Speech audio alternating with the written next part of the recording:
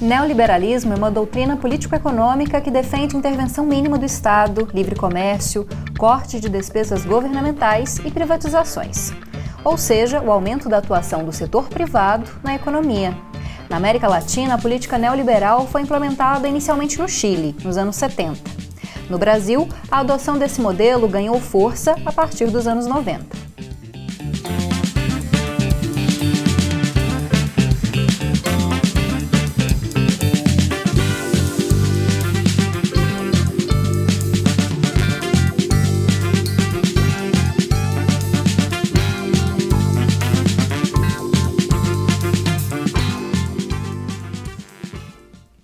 E é sobre políticas neoliberais e desenvolvimentistas, principalmente aqui na América Latina, que nós vamos falar hoje.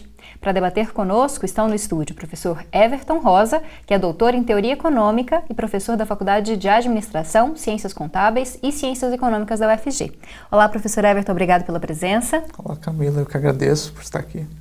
E também contamos com a presença do professor Robert Bonifácio, que é doutor em Ciência Política e professor da Faculdade de Ciências Sociais da UFG. Obrigada, professor Robert. Eu que agradeço, Camila. Olá, Everton. Olá, Camila. Obrigado por convidar para participar mais um Conexões. Vou começar com o senhor, professor. O senhor poderia explicar um pouquinho para a gente como foi o surgimento histórico, né? Como que a gente pode falar um pouco desse pensamento econômico neoliberal, onde ele surgiu, quando surgiu?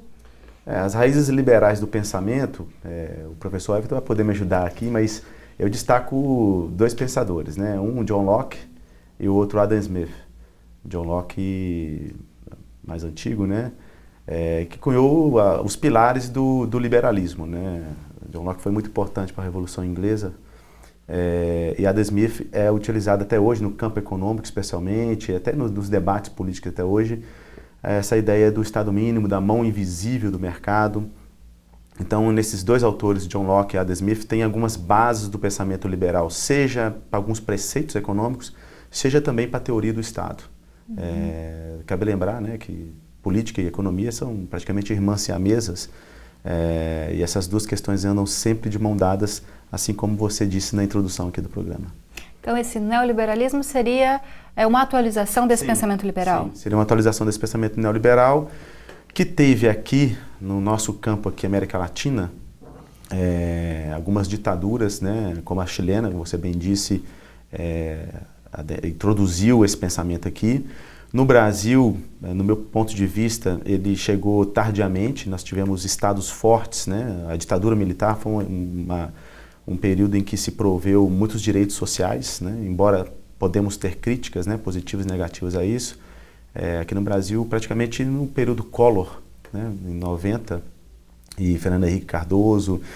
No meu ponto de vista, desde o período Collor, que há algum traço de políticas neoliberais do Brasil, alternando entre os governos maior ou menor ênfase, né? Eu acho que desde 90 nunca foi abandonado os preceitos básicos do neoliberalismo no Brasil. Professor Everton, pode falar um pouquinho mais também sobre esse pensamento econômico, como que ele surgiu e onde na economia? Tá. Eu tendo a ver o neoliberalismo como uma reação à consolidação do estado de bem-estar social a partir da Grande Depressão e da Segunda Guerra Mundial, né? E os expoentes desse pensamento passaram a ser o Hayek, né, e o Friedman. Então, eu tendo a entender o neoliberalismo como essa reação. Por quê? Porque o estado de bem-estar social, que é o que se consolida, sobretudo no pós-guerra, de 45 a 80, ele é liberal em certo sentido.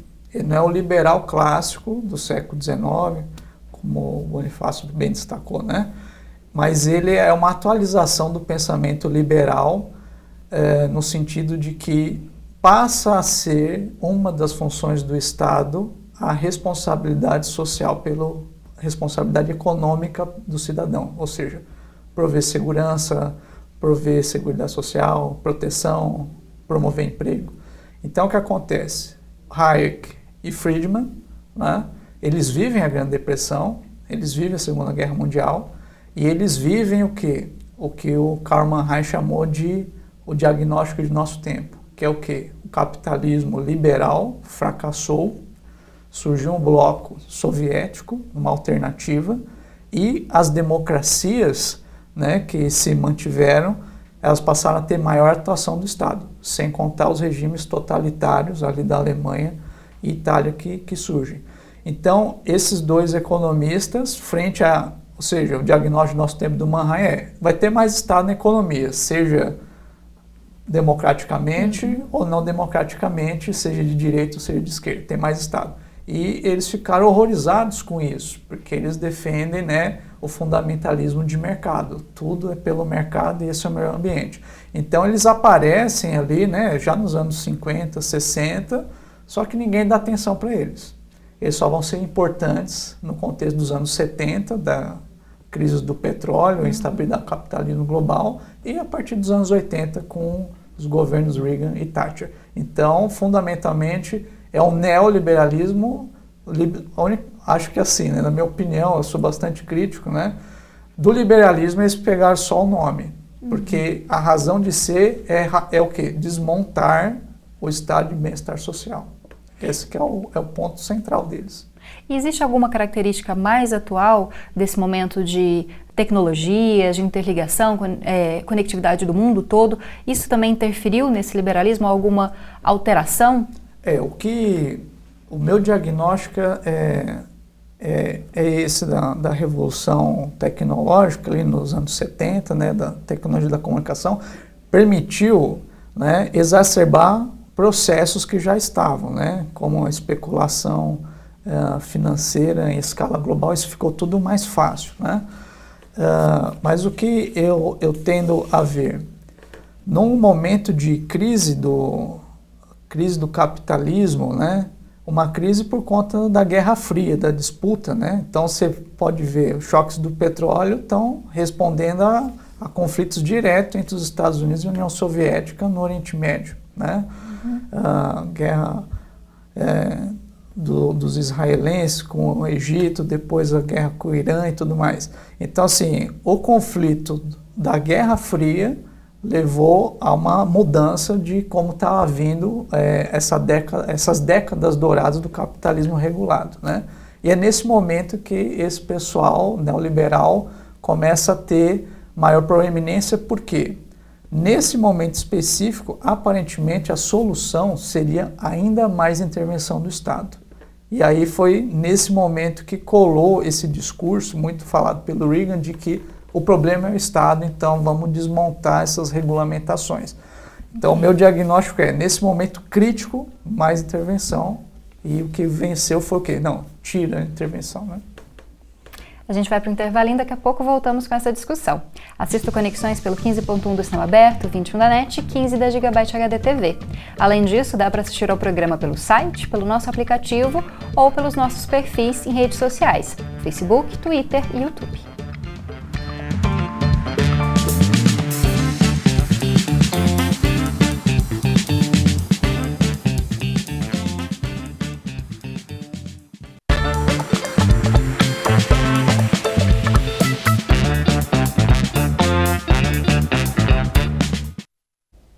Estamos de volta para discutir as políticas neoliberais e agora, principalmente nesse bloco, a respeito dessas políticas na América Latina. Para falar conosco, estão aqui no estúdio o Everton Rosa, que é professor da Faculdade de Ciências, professor da FACE, UFG, e o professor Robert Bonifácio, esse sim, professor da Faculdade de Ciências Sociais da UFG. Professor Robert, o senhor começou falando a respeito da chegada desse modelo à América Latina, no Chile anos 70, Brasil anos 90. Quais são as consequências desse modelo neoliberal na América Latina, onde os países, em sua grande maioria, são pobres ou em subdesenvolvimento? Acho que essa categoria nem se usa mais, né, nas ciências políticas e econômicas. Como que essa redução do Estado resultou para a população, para as políticas desenvolvidas aqui na região? Quando eu considero, por exemplo, que as políticas neoliberais chegaram no Brasil nos anos 90 e nunca mais nos deixaram, é porque, independente dos governos que passaram de lá até hoje, a pauta é sempre de redução do Estado, focalização das políticas sociais, e, enfim, a questão da privatização, né? E, por exemplo, diversas reformas foram feitas. Se discute muito, por exemplo, a reforma recente da Previdência, que foi a mais ampla feita até então, mas os governos Lula, governo Dilma já tinham feito.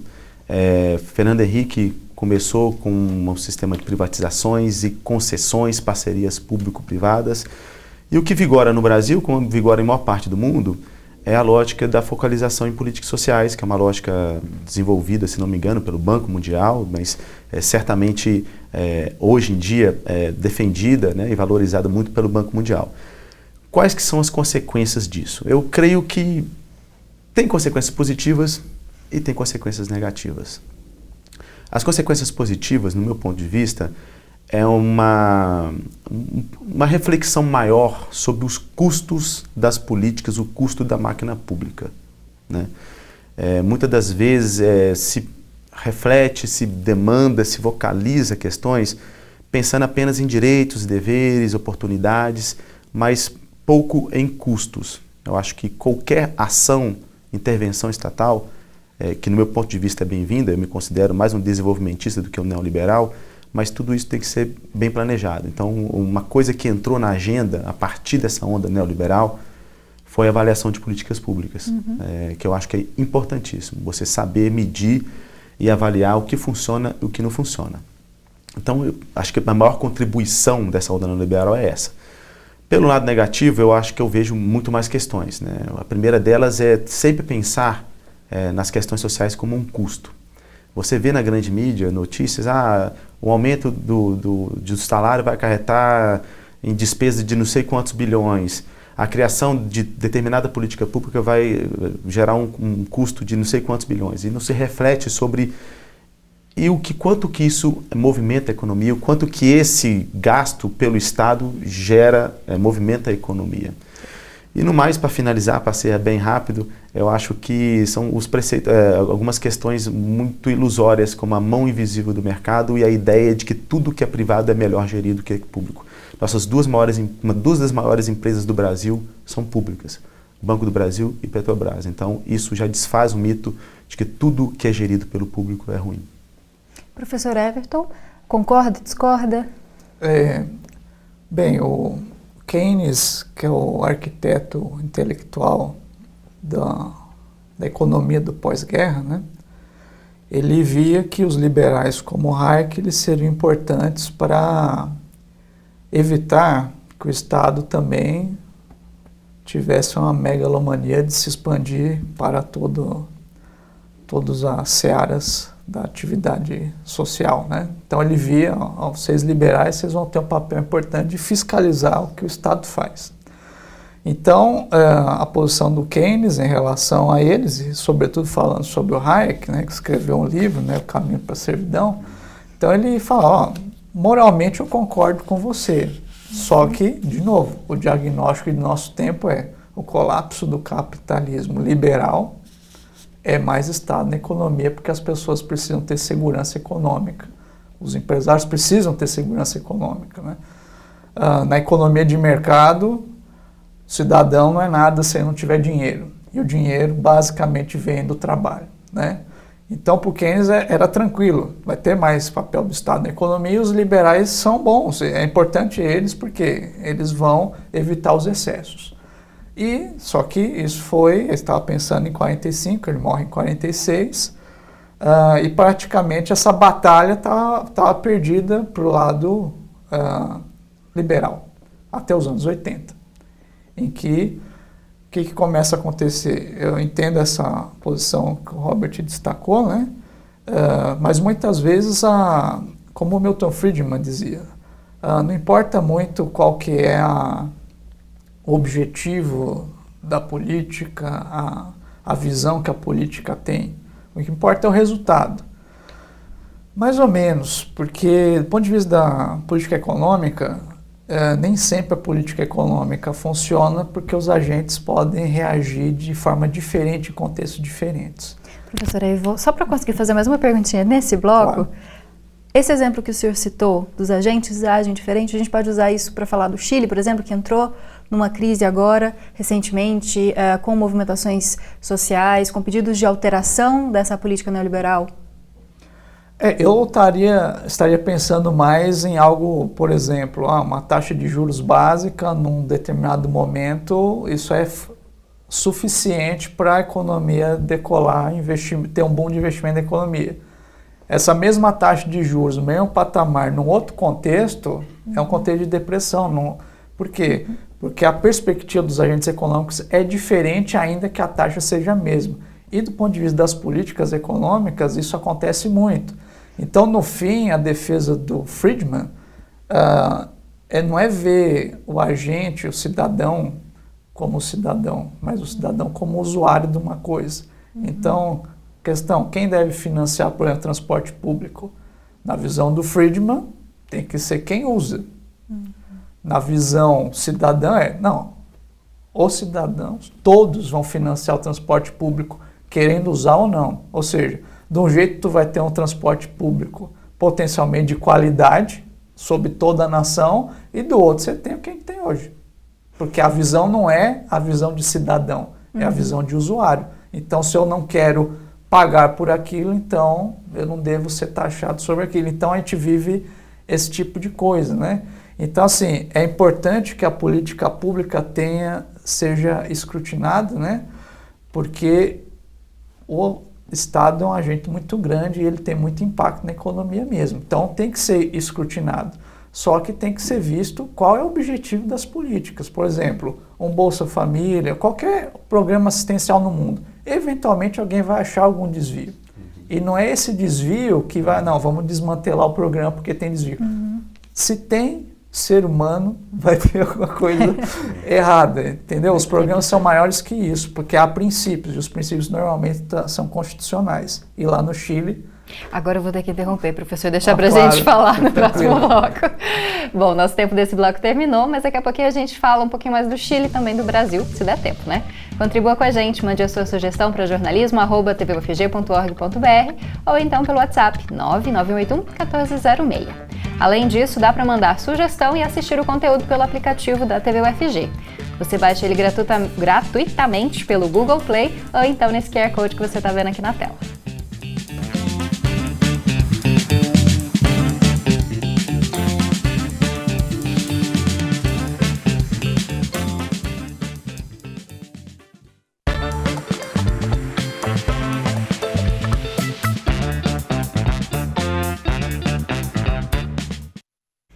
Estamos de volta para finalizar a nossa conversa de hoje, que fala sobre as políticas neoliberais, principalmente na América Latina. Estão aqui conosco o professor Everton Rosa, que é da FACE UFG, e também o professor Robert Bonifácio, que é da Faculdade de Ciências Sociais, também da Universidade Federal de Goiás. Professor Everton, tive que interrompê-lo, né, que nosso tempo acabou. Sim. O senhor podia fazer uma análise, então, da questão da crise no Chile, né, relacionada a esse neoliberalismo. E apesar dessa crise, o Brasil parece que tem investido muito nesse tipo de política, né? Paulo Guedes já tem dado algumas declarações a respeito dessas políticas, né, que estão sendo implementadas. Como é que a gente pode analisar esse cenário? Para não me estender muito, a América Latina, sobretudo no século XIX, né, fez suas independências, né, mas uma hora ou outra começou a adotar políticas liberais, né? Então a gente termina o século XIX, começa o século XX com políticas ditadas pela Inglaterra e pelos Estados Unidos que não tem nada a ver com o funcionamento da nossa economia e com a inserção global dela. Um dos mais críticos a esse tipo de política sempre foi o Barão de Mauá, né, o empresário industrialista. Por quê? Porque essas políticas liberais elas são contrárias ao desenvolvimento econômico e isso já era nítido lá. O que aconteceu? Uma grande depressão no mundo, uma Segunda Guerra Mundial e um pacto entre 45 e 80 que o quê? A Europa vai se reconstruir e os países, eu chamo eles ainda de subdesenvolvidos, né? Que é a expressão do Celso Furtado e do Raul Prebisch. Os países subdesenvolvidos, né? Eles vão ter condições, apoio global para poder adotar planos de desenvolvimento econômico, né? Isso tem uma vigência mais extensa ou menos extensa, dependendo do país. Então, no Chile foi até os anos 70, no Brasil vai mais, vai até quase o final dos anos 80, né? E aí é adotado uma política neoliberal, no caso do Chile, você implantou o neoliberalismo e o que se diz o neoliberalismo do jeito que se implantou no Chile não é possível numa democracia. Isso a consciência dos próprios Chicago Boys. Ou seja, então você vai dar liberdade econômica acabando com todas as outras liberdades. É só no regime ditatorial que você consegue fazer isso, e a pergunta é, e vale a pena fazer isso? Então, o que eu entendo? O Chile sempre foi, né, a estrelinha, né, da América Latina para os setores mais conservadores alinhados a esse tipo de política neoliberal, ignorando que metade do PIB do Chile é exportação de cobre e o preço do cobre aumentou demais, né, de 70 para cá. Então, se o preço do cobre caísse, seria a mesma coisa que a Venezuela. Então, como era um experimento neoliberal, então essa é a joia que serve para defender essa política para todos os outros, né? O que acontece? A população, muitas das políticas, você só vê os impactos dela a longo prazo. Por exemplo, a questão da aposentadoria, né, da previdência no Chile, né? Então, assim, há um movimento de insatisfação no Chile há bastante tempo, e ele ganhou peso esse ano, né? Então, a insatisfação vem porque tem crescimento econômico, não é nada também extraordinário. O produto per capita aumentou, mas também não é nada extraordinário, não é nível europeu, nada. Só que a questão é a seguinte, e como é que esse crescimento, os frutos dessas reformas são distribuídos? E a sociedade chilena parou para pensar que é muito injusto. Professor, vou ter que passar para o professor Robert, senão nosso tempo Claro. acaba. Professor Robert, queria a sua contribuição também para falar um pouquinho mais da América Latina. Sim, eu acho que... E do Brasil, né? Sim, eu concordo com o professor Everton, assim, eu acho que o interessante é que até a eclosão desses protestos recentes do Chile, Chile e Uruguai eram vistos como a Europa da América do Sul, né? E o Chile passou de uma referência positiva do que se fazer para o que não se fazer. E sim, a adoção de um Estado neoliberal muito extremo no Chile trouxe amplas desigualdades, e o setor talvez que mais sofra com isso são os aposentados, né? Que tem uma comparação no tempo, já não me lembro qual o intervalo de tempo disso, mas cerca de metade do poder de renda dos aposentados, perdeu-se metade do poder de renda, e muitas vezes sobra pouco para além de comida e remédios, né? E some-se a isso uma taxa elevadíssima de suicídio entre eles. Então, isso é um reflexo, um claro reflexo de ideias extremadas do neoliberalismo, né? Por exemplo, quando se adotou o sistema de capitalização do Chile, imaginava-se que diversas empresas fariam esse seguro, esse serviço, né, da aposentadoria, e só tem 2 empresas. Então, independente se for uma ideia desenvolvimentista ou neoliberal, se mal aplicada, quem vai sofrer com isso é a população. Não existe nada pior do que um Estado incompetente, né? E nós estamos vendo isso no Chile, não é à toa que há essa eclosão social, e se mantiver esse teto dos gastos públicos no Brasil, que eu duvido que se manterá por 20 anos, porque provavelmente o próximo presidente ou a próxima presidente não conseguirá governar sobre esse regime, nós vamos ter uma situação muito parecida, infelizmente. O final não foi muito positivo, mas a gente tem que ser realista, né? Muito obrigada, professor Everton, de novo aqui com a gente, nosso convidado de honra, né? Obrigado, agradeço bastante por essa oportunidade. Obrigada também, professor Robert, de volta com a gente no Conexões. Eu agradeço, eu estou sumido, mas vou aparecer mais. Muito obrigado pelo convite. Muito obrigada para vocês. E o Conexões de hoje acaba aqui. Também agradeço a sua audiência e peço para você continuar acompanhando a gente. Pode ser pela nossa programação convencional, pelo aplicativo, pelo site ou pelas redes sociais. Te espero no próximo debate.